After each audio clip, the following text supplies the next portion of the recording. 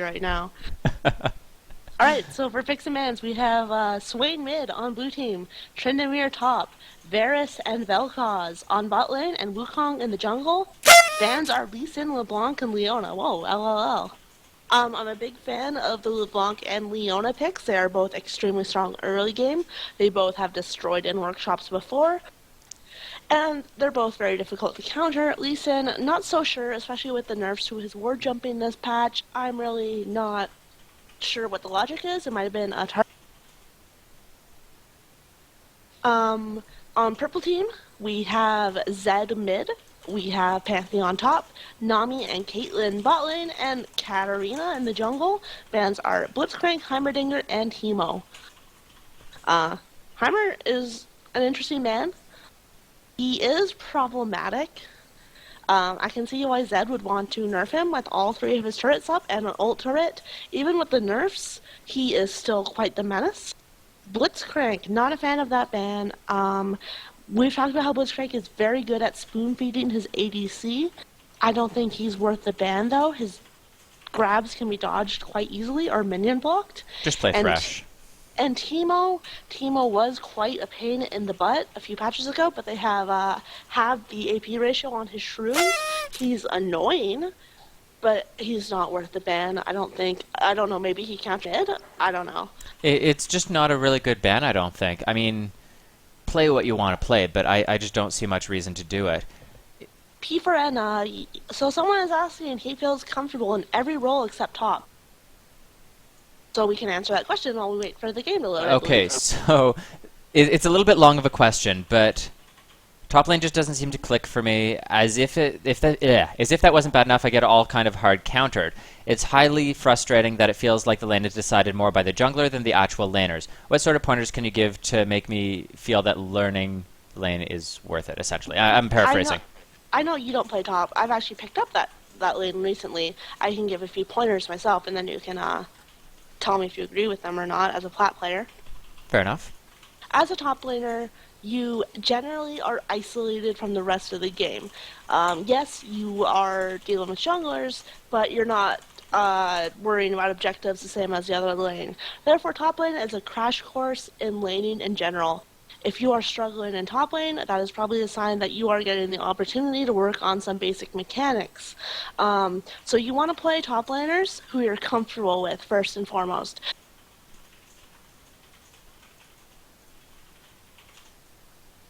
Yeah, my comment towards top lane is learn to control the wave. And I know that's sort of... Oh, I have to change this. Control the wave? Maybe you should play Nami. Exactly. But generally, you want to come with lane two lane with wards. You want to pick up wards every time you're back. You want to learn how to when to push the wave, when to freeze the wave, and so on. You want to learn when to duel. It's generally a quite intensive process to learn top. You can actually queue up for top in our workshops, and we can give you very specialized advice.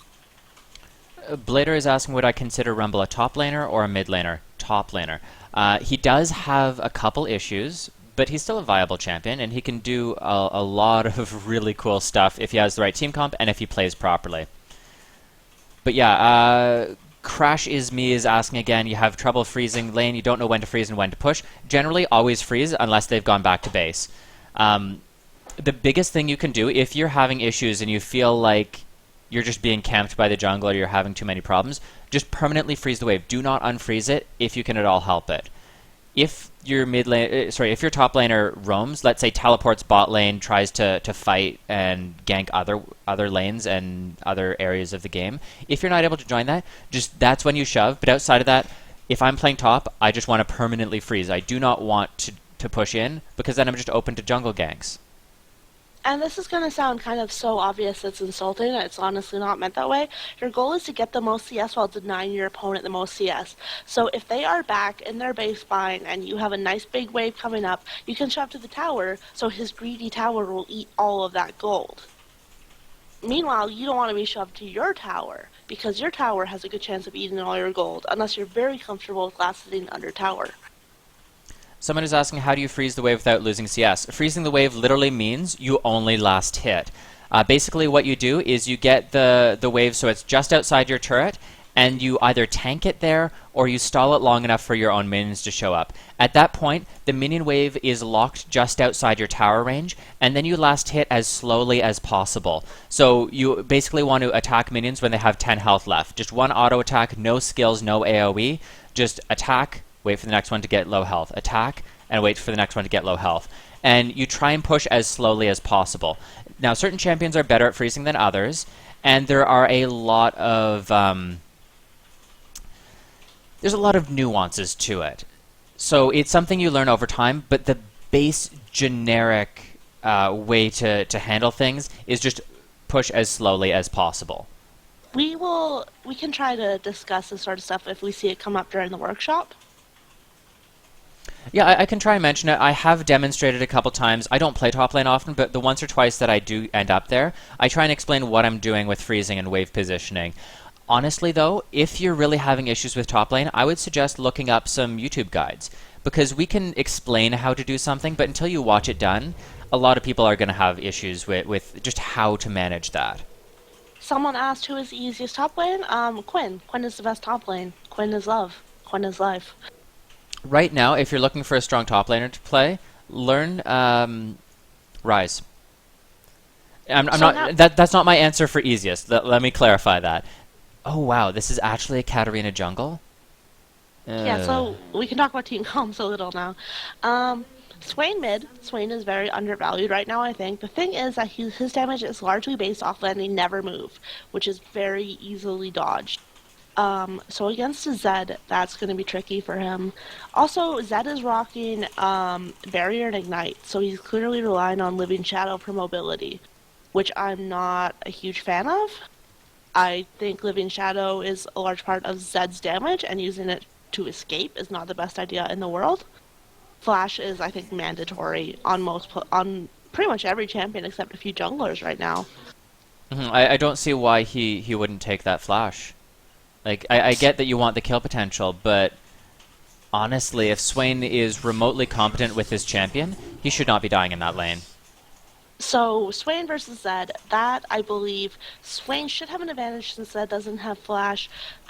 Zed also has kind of low move speed and kind of slow animations in my experience. I think Swain might have the advantage here. Zed is also starting with a longsword, and we have talked about why you should not start with a longsword before. Generally, a D-Blade is a better, well-rounded item. It gives you sustain, it gives you damage, it gives you some health. Meanwhile, a longsword, yes, you get a lifesteal faster, but it puts you at a disadvantage while starting out in lane. Both top laners are starting with a Doran's Blade and a health pot. Both junglers, Katarina being one of them, starting with a machete and a pot and Spellthief's Edge on both supports and a Doran's Blade on both ADCs. Having played a decent amount of Nami, I am not a huge fan of Spellthief's Edge start on her, and my reasoning is that... Oh, okay, that's an aggressive bubble. My reasoning is that she doesn't spam her skills, and her auto attacks oftentimes put her in danger. Now, that being said, Red Spirit is way too aggressive and is going to be taken down. I don't know why he keeps trying to stay and fight, and we've seen Coffee Dave play Nami before, and he is a beast on her. Vel'Koz is a very tricky pick support because you're generally a siege cannon. You want to stay back, you want to poke. You want to stay back, you want to poke. If they come at you, you lay your passive on them by like just unloading on them and you eat a safety.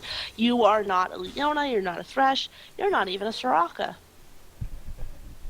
Yeah, he should not be in range for any of these skills, and he was just way too close and got punished for it. So Katarina, I want to point something out. Katarina is a very unconventional jungle pick. And earlier someone was like, should I play Jungle Lulu? And we were like, well, you can play Jungle Lulu if that's what you want to play, but you're vulnerable to counter jungling, you're vulnerable to ganks, you're vulnerable to this, that. Meanwhile, Katarina was able to do her first clear through the jungle completely unharassed. So when people pick unconventional junglers, when they pick junglers, especially when you have a Wukong, a good thing to do is to be like, no, we're not going to let this stand, that's silly, we're going to invade. You invade, you counter jungle them, you ward their buffs, you are a thorn in their side because they have picked a champion that cannot stop you. And even like traditional junglers like Sejuani, you can do this. You counter jungling is such an important skill, and it's something you will not pick up in bronze or silver, but once you do, you start to really climb the ranks because junglers are so key to teams. Now, I just want to point out that he started Doran's Blade on Pantheon top, and while he put a lot of pain down onto Tryndamere, he's not able to kill him because he has no mana. So double buff Katarina swinging around, Pantheon coming, Pantheon very low health, no mana, but Katarina, so Tryndamere swings around, Pantheon's passive blocks most of the damage, but Ignite does pick up the kill, and Katarina cleans him up. And we mentioned in the first game that trading kills is not worth it. In this example, though, it totally is, because you're getting a kill and an assist, and both top laners are dead. Now, that being said, Katarina should have stayed top lane and pushed that wave. It would have given her a huge chunk of gold and experience. Right, a goal, kill and assist is always worth it because if somebody dies, the assist goal just vanishes. It is not divided between people, it is added. So that means that purple team now has a bit of a gold advantage over blue, and that's the sort of thing that leads to snowballing.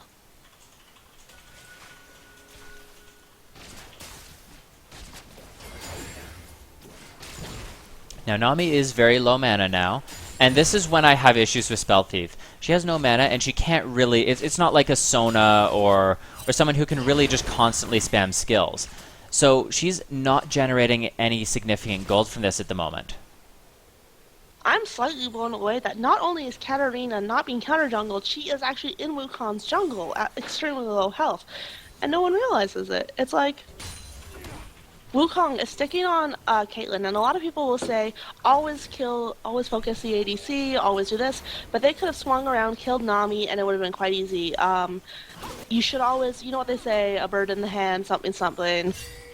They did pick up both kills, but it would have gone a lot smoother if they had turned around. And now we have Zed. Zed living shadows in.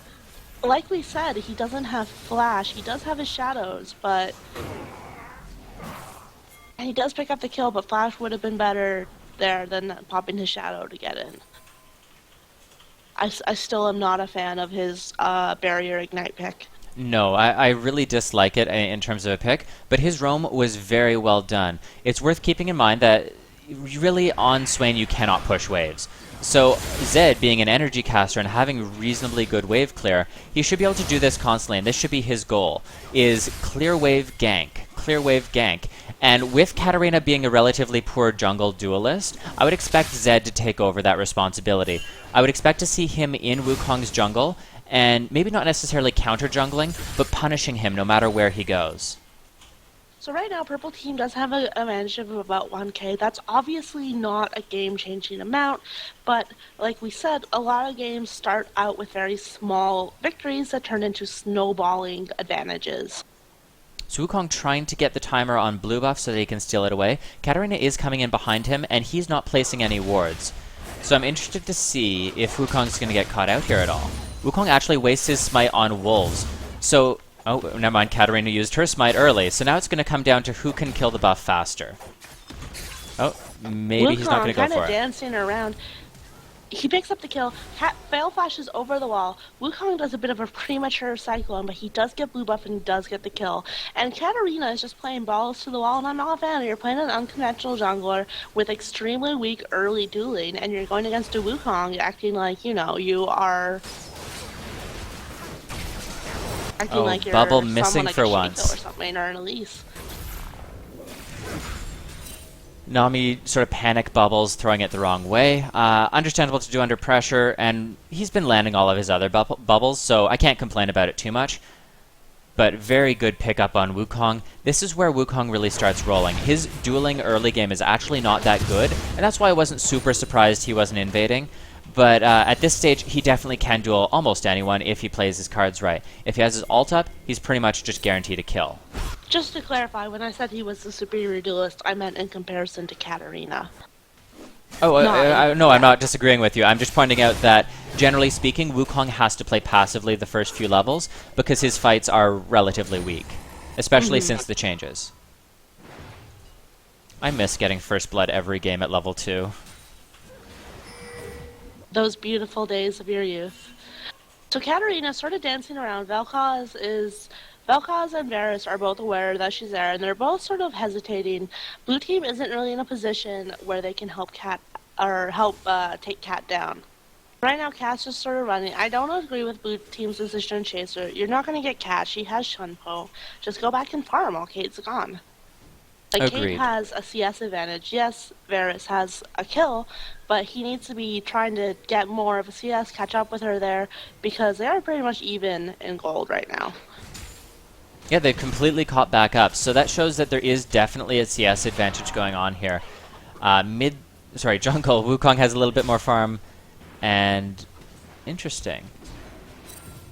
I guess it's just the extra kills that Wukong's picking up. Yeah. So top lane right now, this is sort of a lopsided lane because these champions have opposite power curves. Tryndamere's a late game monster, Pantheon's an early game bully. I mentioned it at the first couple fights there. He needs to start Flask so that he can actually use his early game strength. Yes, he's just constantly out of mana, and Tryndamere's resourceless, and so Pantheon should be just picking up a couple of kills. I've seen at least 2 instances where he would have gotten the kill, but alas. So we talk about lane freezing right now. Mid lane. Mid lane, Wukong and Swain. Torment ticks down with the Ignite, so Swain picks up the kill. Zed goes down. So we're looking at lane freezing right now. Both champions are aggressively attacking the waves. They want it to stay in the middle of the lane. And if it's in the middle of the lane, they'll be able to tell when they're being ganked because they both have wards down in the appropriate spot. You also don't have vision interfering. Tryndamere does not want to be shoved underneath his tower, especially not against the Pantheon, because Pantheon's passive allows him to ignore a tower shot. So they're sort of trying to compete to keep it in the middle of the lane. Right now, Tryndamere is getting shoved in, but not to his tower quite yet.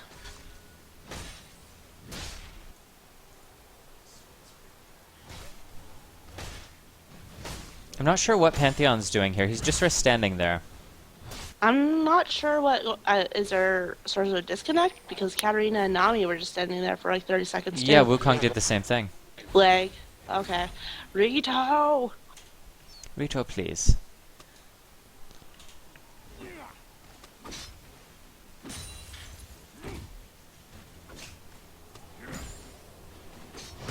Both top laners are sort of wailing on minions that are at full health. Last hitting, tell me if I'm wrong, I believe with last hitting you want to wait for the minion to be just low enough and then pick up the kill on it, not beat it down from full health. That's how you freeze lane, or you just sort of stall push, I guess you could call it, where it's a slow push. That allows you to push as slowly as possible. In this case, though, I think Tryndamere is trying to shove in so he can either roam or set up a play. Personally, if I was him, though, I'd want it frozen. I'll just ping it in the spectator mode. Just outside of his turret here. If he's there, then he's not losing anything to turret, and he can just sort of spin up and fight anytime he wants. If he's this far forward, he's forced to tower dive if he wants to really do anything. So another instance on top where Tryndamere and Pantheon go toe to toe, and Pantheon runs out of mana. And he just kind of stands there and auto-attacks and doesn't really do much of anything. Now we see the Zed damage coming out, but without Flash, he's not able to reposition. We have a beautiful Varus plus Vel'Koz ult.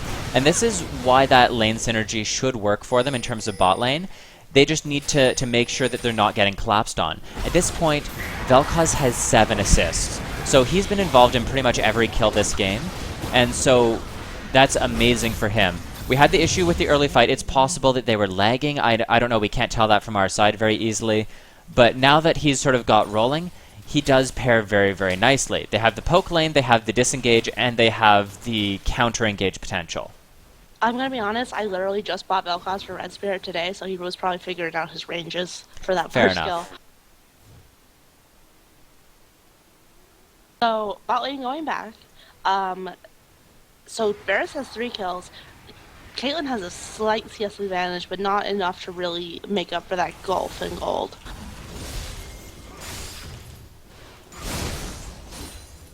Yes, RP is only NA. You can do one free exchange, but we're not going to give RP cards away because that just opens the door for people going, oh, I already did my exchange, something, something. It's just too much hassle. RP is NA only. You see Katarina getting collapsed on a little bit here.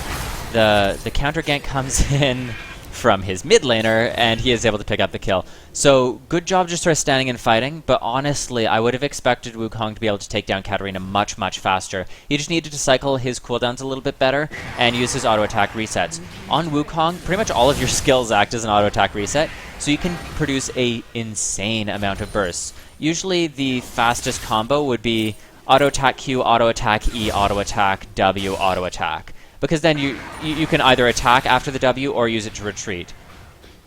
Wukong collapsed on Katarina? I'm pretty sure I've read that fanfiction. Haven't you read them all at this point? I wrote most of them. Gosh. Fair enough. So, bot lane. Vel'Koz right now is sort of a threat. They do not want to engage in Vel'Koz. Because right now they don't have the tools to stop him from doing his thingy. Like his combo, his laser. Yeah, no, I'm very eloquent. I paid $20,000 for a writing degree, and you are seeing the fruits of that right now, obviously. So right now, there's Nami Bubble, there's Nami Ultimate, and they need to time those extremely carefully if they want to knock Vel'Koz out of the laser, and they just don't want to make that gamble right now. Honestly, I would say Purple Team's best combo would be Pantheon ults behind, Nami ults from the front. Then as those two things combine, Katarina can ult, and Zed can jump in and assassinate whoever he wants. But that requires them to be organized and to be on the same page. So they need to work on their communication and just sort of discuss how they're going to set up these fights. Who's engaging, who's targeting who's priority, essentially. And honestly, Pantheon needs to save his stun in those fights for Vel'Koz, because it's such a quick interrupt. Beautiful, play on blue team.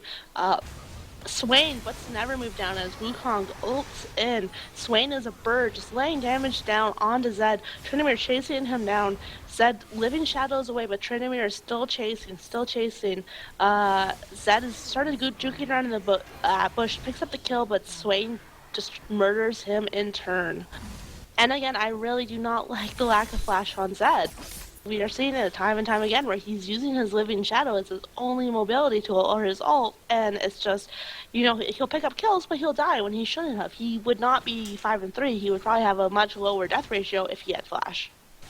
Yeah, having flash isn't just useful for escaping, it's useful for engaging. Because you can dodge out of that Never Move, or you can dodge out of the Varus ult, the knock-up from Vel'Koz, the ult from Wukong. You need to be able to avoid those, or you're disengaged. You can't do anything at that point. Aw, Swain got Chalice. He's wonderful. Swain's such an underrated champion. I love him. He's a good champion. I don't really like his playstyle myself, but I would never argue that he's a weak champion or a weak pick. He has the worst last hit animation in the game, which I think hurts his popularity. So Pantheon's now 2-2-0, slightly down in CS versus a 2-2-1 Tryndamere. Honestly, Pantheon needs to be snowballing at this point. That flash was not needed from Katarina. She was not dead. But yeah, he needs to be snowballing or he's going to sort of fall off. Pantheon jungle is such a strong pick because anytime someone's caught alone, you just hard engage the teamfight. You ult in behind. But if you're acting as a laner, Tryndamere is going to outscale him by so much. Right, and Tryndamere is, I think, still one of the top hyper carries in the game. I think even more so than, say, Vayne. So Varus goes down, Deathmark, Kate ult, just wrecking Varus. Swain is retreating, Vel'Koz and Wukong coming in. The E goes down from Vel'Koz, misses, Wukong E's in. R's, Vel'Koz laser just laying down the pain, mother of God. Wukong chasing down Caitlyn. Caitlyn just stutter-stepping quite well, laying down a good amount of damage and picking up the kill, but Vel'Koz and Swain just turn around and murder her in turn. The thing is, we're seeing lots of skirmishes, we're seeing lots of team fights, we're seeing very little objective control from either side. Now, I want to point out a slight misplay that Varus did. when Zed ults you, you need to wait for the animation to finish before you flash. He actually pulled Zed with him because he flashed too early. The same goes for things like Lee Sin kick and Maokai Twisted Advance, I believe it's called, where if you flash right at the start or mid of the animation, you just pull them with you. And that can be useful if, let's say, you're trying to pull them into your tower and then follow up with CC. But in terms of team fights, that's a wasted flash. They're still going to kill you. Did you know that Lee Sin can ride an ulti Nocturne into battle across the map? It's true. So at this point, Dragon has respawned. I want to see which team decides to go for that. It looks like Blue Team is right now. Good pickup onto the Katarina. With And Katarina while we dead, they need to take Dragon. Oh, for sure. Yeah, that's their jungler down. Just go ahead, take Dragon, and then if they fight you, you pick up kills and you cycle mid. Or you can just cycle mid after because you are ahead by about 3,000 to 4,000 gold right now.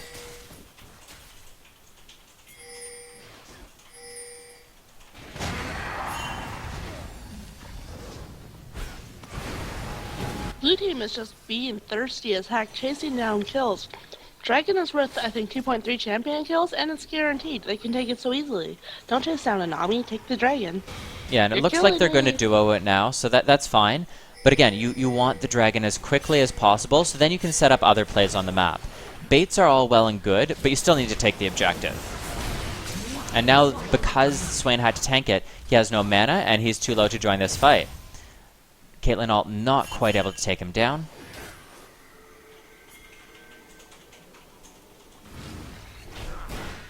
Zed right now looking for something to assassinate, but everyone's retreating from Dragon.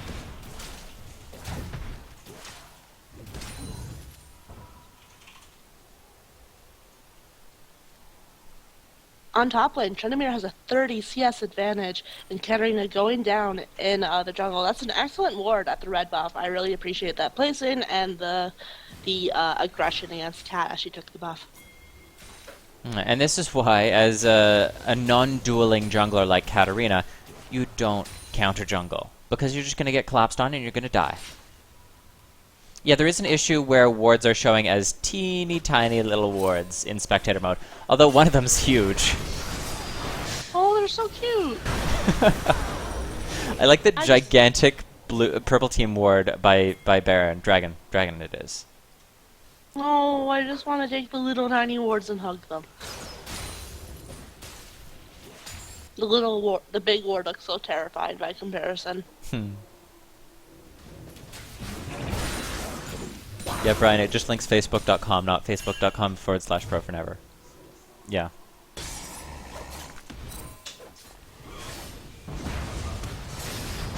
Tryndamere now has about 40 CS on Pantheon. They're equal in kills.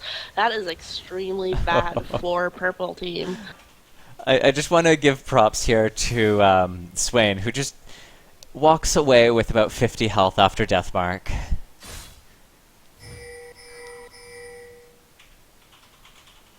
If only Zed had some tool that could bring him forward a small amount to do the last auto attack. I know, that would be amazing. If Riot introduced that, though, I'm sure everyone would run it and it'd be considered OP. You're right, this flash would just be too game-changing. It's true. So, Wukong trying to come in. I don't agree with him using stealth at that point. You're not surprising no one. No, he just wanted the gap closer, I believe, but it's not even a gap closer. It's not a gap closer. Save it for when the fight happens. Varus snipes, putting down some extremely potent damage, but not enough to finish off Pantheon. Katarina and Zed both swinging top, as well as Nami and Caitlyn.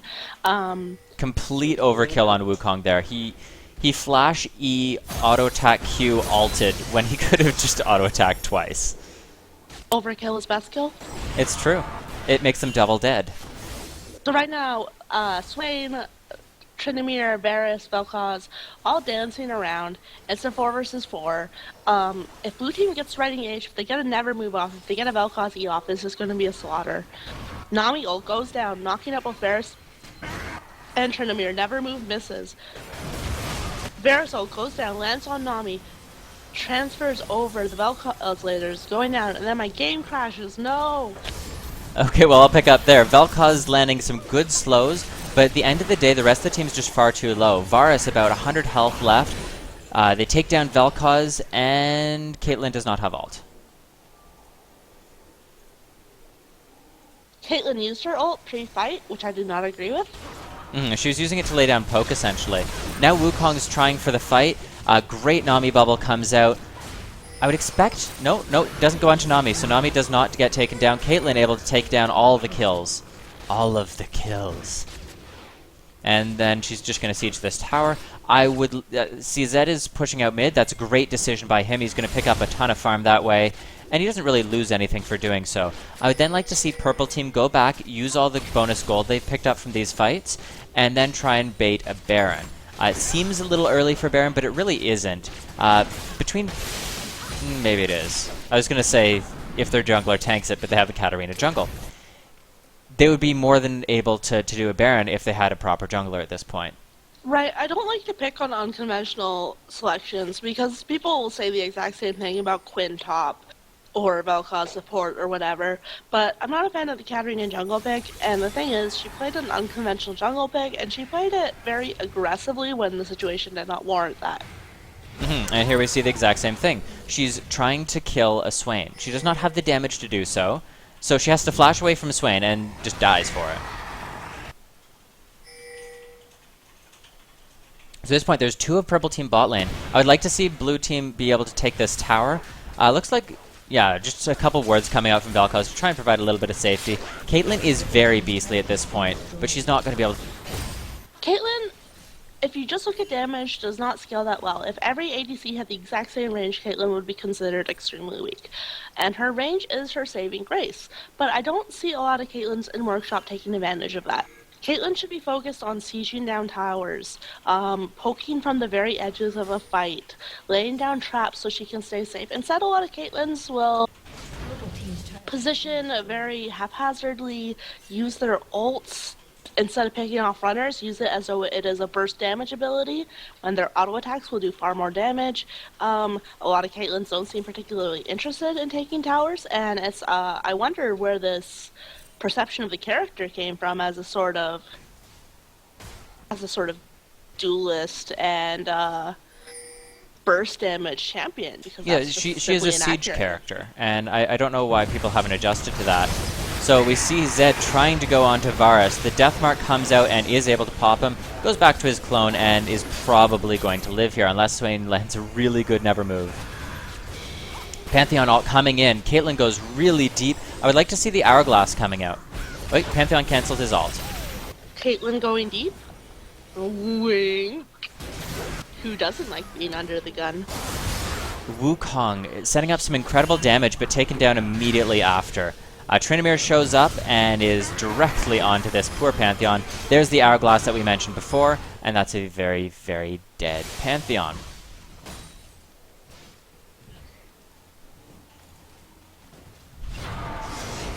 Tryndamere swinging around, puts the slowdown on Zed again, who uses his Living Shadow to escape. Zed just continuing to run, but Tryndamere butts down the Ignite, swings, is just chunking it with huge attacks. Zed trying to go into the bush, but there's a Swain waiting for him there.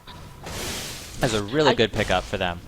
If he had flash, he could have gone over the wall, and I really, really hate to harp on the same point. But again, a flash is mandatory if you are playing a champ like Zed, because his Living Shadow is not a gap closer. It is part of his damage that is used tactically.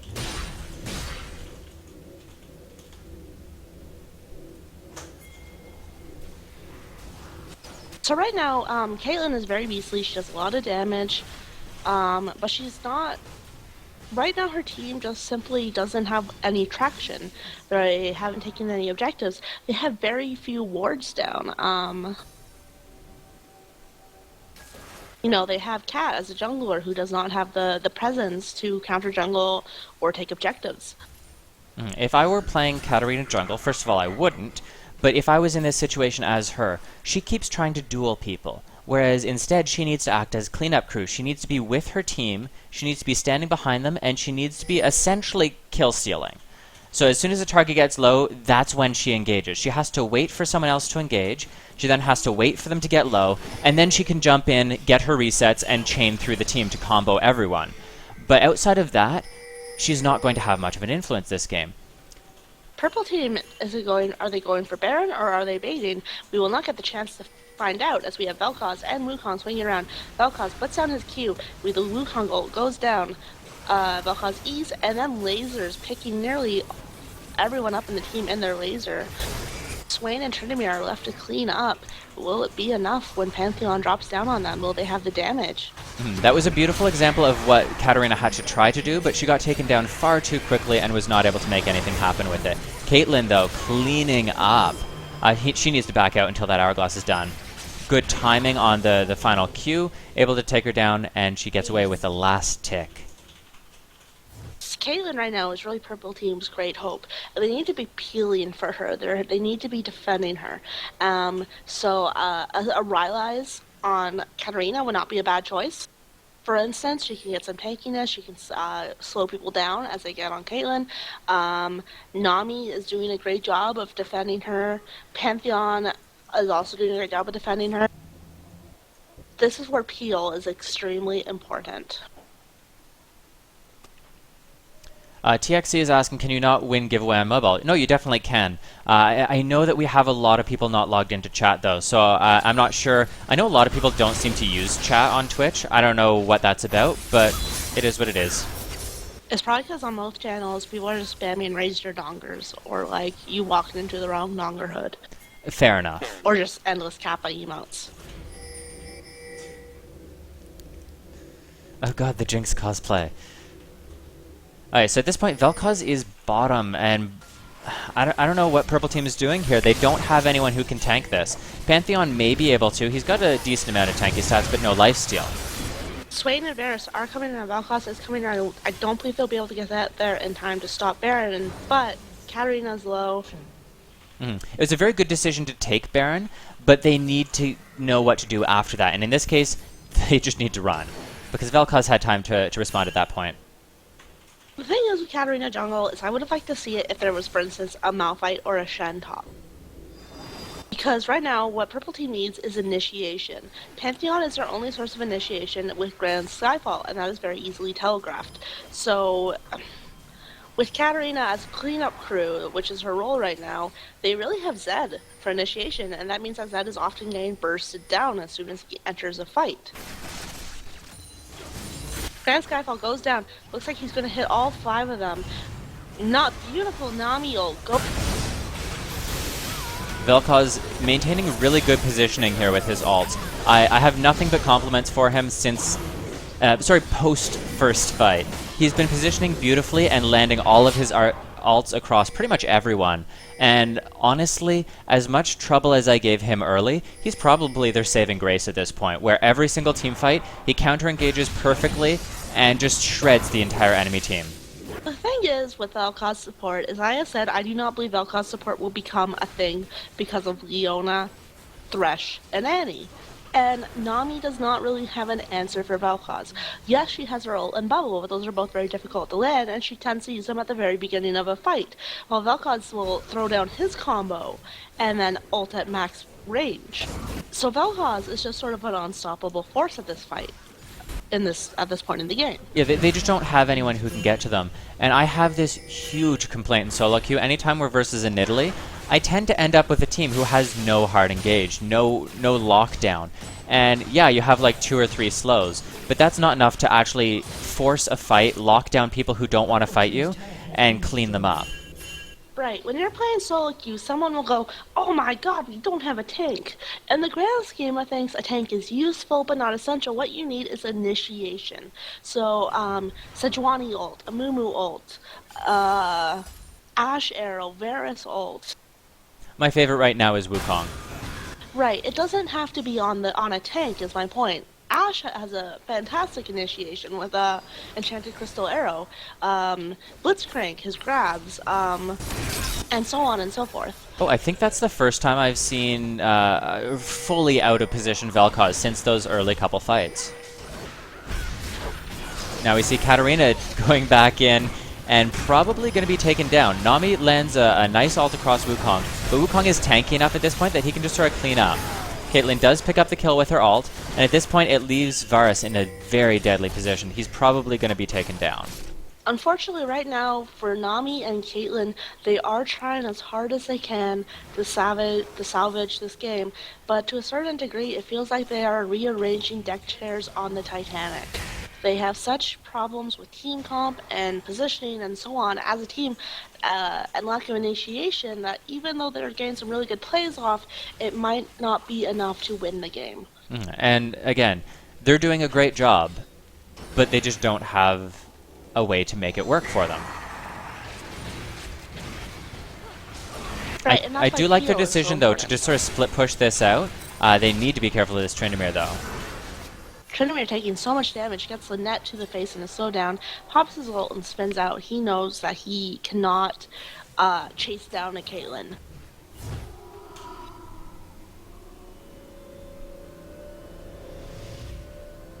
What I would really like to see is, I would really like to see, I think your mic keeps cutting out. I would really like to see Dragon being contested here, and Vel'Koz comes around and manages to get a laser down, but the game is paused. Oh, that pause timing. Oh, I'm on the edge of my seat. I need to see what happens. I'm so Trinity excited. sees the bathroom. Oh, please don't pause for things like that. Well, would you rather he pooped his pants? Yes. Oh, okay, well, Adult Tough diapers, but come fair. on. tough but fair. I can respect that position. So right now we're seeing the strength of Caitlyn, and yes, Caitlyn's pure damage numbers does not scale to the same amount as, say, a Vayne, but Caitlyn has safety and range, and that means that she is kind of working this game despite the lack of peel. As long as she positions correctly, she can put down enormous damage in a fight. This game is over as soon as they catch her out of position and kill her, though unfortunately. I believe if blue team catches Kate and murders her, they can just shove and win down mid lane.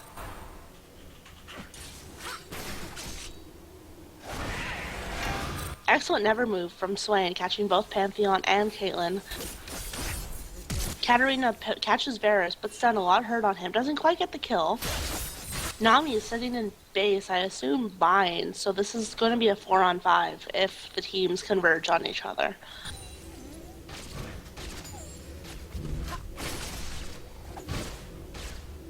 At this point of the game, I want to see them playing completely around Caitlyn. I would be fine with Pantheon split pushing a little bit as soon as his ult is up. Or, sorry, as long as his ult is up. But everyone else kind of just needs to play, oh my god, protect the Caitlyn duty. Which, That was an excellent E from Vel'Koz, and followed up with a beautiful laser, so doesn't quite kill Caitlyn, but puts a good amount of hurt on her, forces her to retreat, and that allows Tryndamere to kill Katarina. Blue team, or purple team now has 2 dead. and again, I have so many issues with how Katarina is playing. She had flash up there. She could have flash E'd to, I believe it was Vel'Koz, who was super, super low.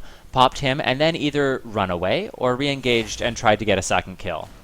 I have no problems with Spectral Wraith on Katarina jungle. I mean, I have problems with Katarina jungle, but if you're going to do it, that's the item to get on her. I'm not a fan of the Death Cap at No, all. if I were her, I'd be getting Deathfire Grasp. Deathfire Grasp, Void Staff, even a Guardian Angel. Death Cap is so low on the list of items I would get in her shoes. I'm fine with the Hourglass, but before you finish the Hourglass, I would probably be doing Deathfire Grasp so that you can assassinate people. That's the playstyle she's going for, and that's the only way she's going to be able to set it up, is if she built, oh god, the Never Move comes in, but Trynd goes down. Caitlyn is just has such damage. Pantheon, ulting in, Wukong has Cyclone. Caitlyn nets out, has Guardian Angel up, and puts down a trap, catching Pantheon. Katarina swings in, kills Wukong. Chanpo's onto Swain. Oh my gosh, Swain goes over the wall, Pantheon follows him. And a beautiful trap from Caitlyn set earlier catches Swain and means that he is now dead. That is one roast turkey. This game is very haphazard on both sides. Yeah, there's so much both teams could be doing to sort of end the game faster, and that could boil down to playing around Katarina and sieging, or on the split side, it could be based around the hard engage they have. At this point, though, they just You sort mean of seem. Caitlyn? What did I say? Katarina. Yeah, Playing around Katarina. Katarina Caitlyn. So the Nami alt use there, not really the greatest use. It's not canceling out an alt, and Vel'Koz can't really do anything to you alone. Like, we're seeing excellent plays come from individual players, but as a team, both teams are just very haphazard, very, I don't know how much they're communicating, how much they are planning. I don't know if anyone is being a general, per se. Everyone completely abandoned Caitlyn that fight, and they could have won it. This game is a little like when you picked up all of your action figures as a little kid and just started hitting them together without much, like, nuance. Exactly. And then the action figures had a lot of sex. Oh, yeah, like I had a dollhouse. That dollhouse saw so much plastic action, you have no idea. I'm not sure what Purple Team's plan is here. They have people split off in every lane. Nami's at red buff for no reason. Zed is top. Katarina was bot for most of it. They're giving up the inhib, which they probably would have anyways, but honestly, I just don't know what their thinking is here. Baron is up. Like, they needed to be able to try and rush down mid, maybe pick someone off and get a free Baron, or they could have just gone and healed so that they could contest this Baron. And at this point, I don't even think they're going to be able to. They're just going to give up a free one. Both teams are just extremely YOLO, and whichever team YOLO'd harder ended up throwing the game.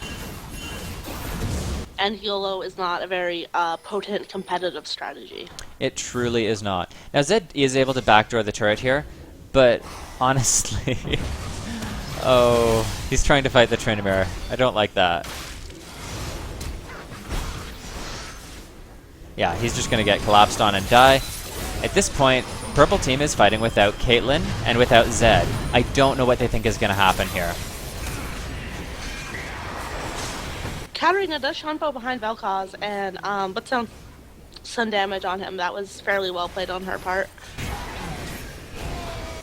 See, it's odd to me. I am starting to think this is someone who plays a whole lot of Katarina and plays her in the jungle just so that he can play Katarina. But this is a game where you choose your role. So that is, I'm not 100% sure what the thought process is there. Although I am curious to hear it when the game is over, if that player would not mind sharing. Yeah, I just don't understand the reasoning behind it. It doesn't make sense to me. Now, see, this is another mistake I see a lot of people do. Mid-inhib is gone. They don't really have time to end the game. They have about 20 seconds. They don't have their full team. It's only 3 of them. Why are they trying to go mid like that when they could go bot or top and try and get a second inhib? They are able to take down Caitlyn in the process, so that's a good decision. Maybe I'm wrong. Maybe they're just going to end this now that they caught Caitlyn out. But if Caitlyn was standing back behind her turrets, I believe he would have been correct, but she was a bit out of position and they were able to drop the Varus ult on her, etc.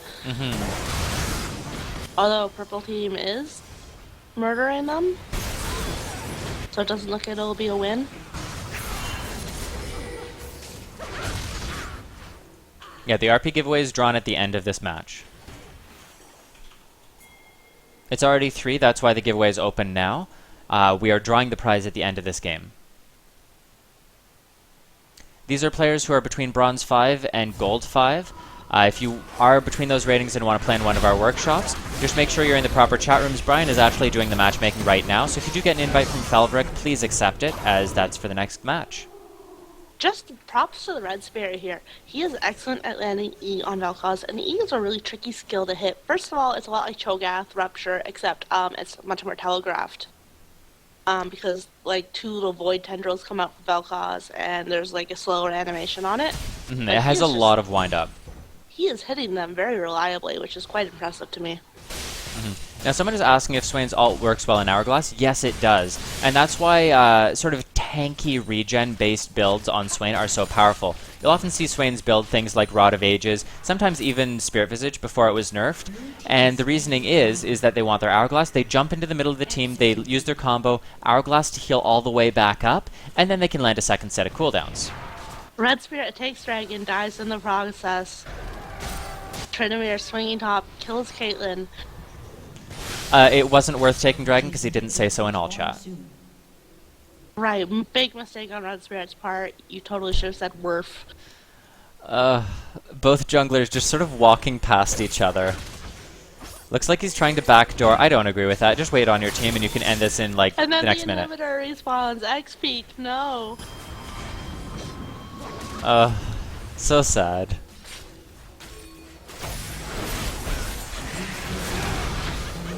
Wukong managed to escape, and Varus and Swain follow up, putting down a lot of hurt on Nanami and Pantheon.